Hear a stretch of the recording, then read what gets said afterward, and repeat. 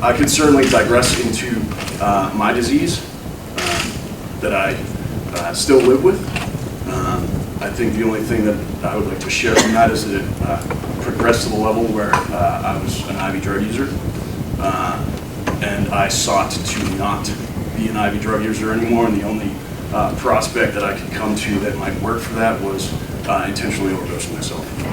We're dealing with an epidemic.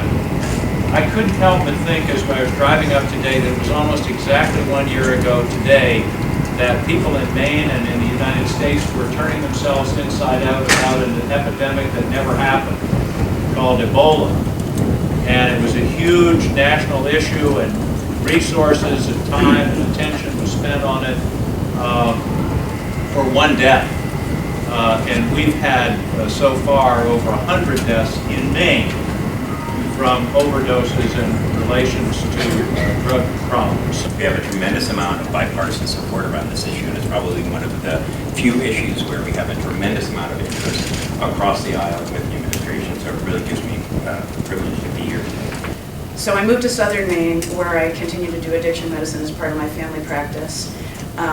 Because I also do pain management, I was interested in the legislation that was allegedly going to stop a drug addiction 3 years ago. We all stopped having access to controlled substances. I wrote letters at the time saying, this is not going to get everyone sober. It's going to make people switch to heroin, and we're going to have more overdoses. And everyone said, there, Chicken Little, don't be such a negative. And I don't think I need to expound on what happened 3 years later. Most of these people that are hurt themselves, they destroy themselves and their family. We have people for a period of time, and believe it or not, some of those people have said, okay, this is the end of the road. This is where I need to turn my life around. And so you try to get them dried out, you try to get them in services, and then you're going to put them back out into the community where they really need the resources, where they really need services, and you can't access them.